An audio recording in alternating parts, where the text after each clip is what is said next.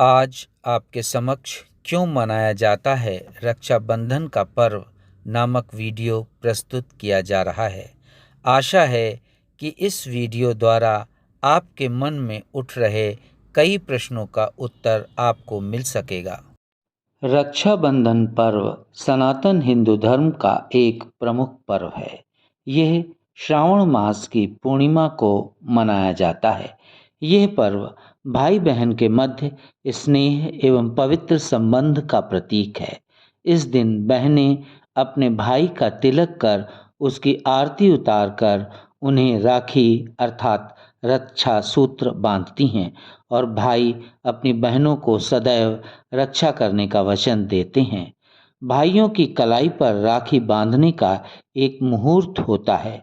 सभी बहनें ये प्रयास करती हैं कि उसी शुभ मुहूर्त में ही वह अपने भाई की कलाई पर राखी बांधें। रक्षाबंधन मनाए जाने के लिए कई कथाएं प्रचलित हैं, जिनमें से 3 प्रमुख हैं।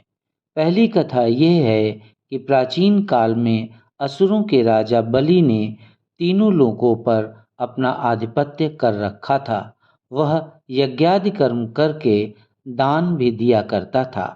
भगवान श्री हरि विष्णु ने वामन अवतार लेकर राजा बलि से 3 पग भूमि दान में मांग ली थी और इन तीनों पग में उन्होंने राजा बलि से तीनों लोक ले लिए थे।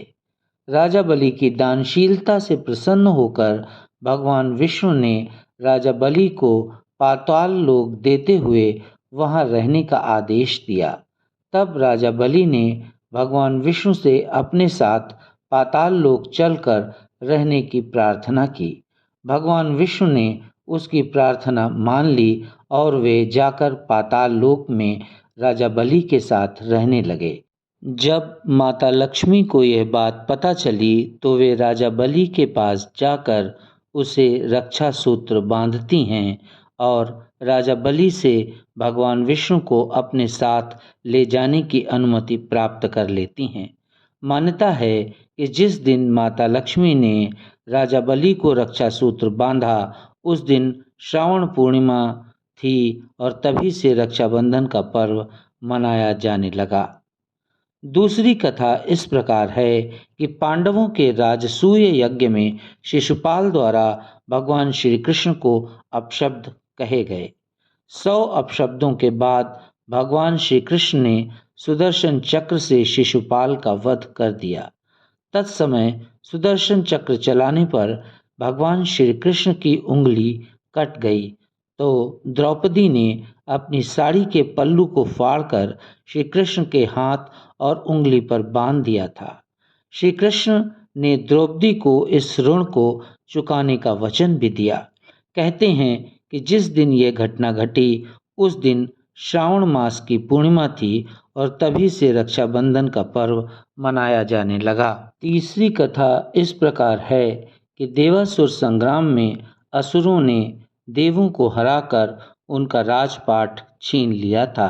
तब देवगुरु बृहस्पति ने देवराज इंद्र की प्रार्थना पर रक्षा विधान संपन्न कर रक्षा सूत्र बनाया, जिसे इंद्र की कलाई पर बांधा गया और उसके पश्चात हुए युद्ध में देवराज इंद्र ने असुरों को परास्त कर दिया था। उस समय भी श्रावण मास की पूर्णिमा थी और तभी से रक्षाबंधन का पर्व मनाया जाने लगा। यह माना जाता है कि रक्षा सूत्र बहनों द्वारा भाइयों को बांधने के अतिरिक्त गुरुओं द्वारा अपने शिष्यों को भी बांधा जाता है। रक्षा सूत्र बांधते समय इस मंत्र को अवश्य बोलना चाहिए। येन बद्धो बलिराजा दानवेंद्रो महाबलः तैन त्वाम प्रतिबद्धनामि रक्षे माचल माचलः।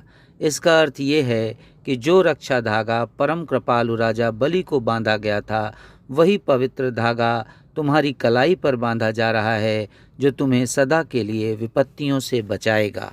मित्रों, the Hindu way of life YouTube channel के माध्यम से सदैव ये प्रयास किया जाता रहेगा कि आप जैसे सुधीजनों के समक्ष सनातन हिंदू धर्म, धार्मिक ग्रंथों, पूजा पद्धति आदि के संबंध में चर्चा एवं टीका तथा महत्वपूर्ण देव स्थानों के बारे में विस्तृत वर्णन प्रस्तुत किया जाए। कृपया चैनल को सब्सक्राइब और वीडियो को लाइक करें। बहुत बहुत धन्यवाद।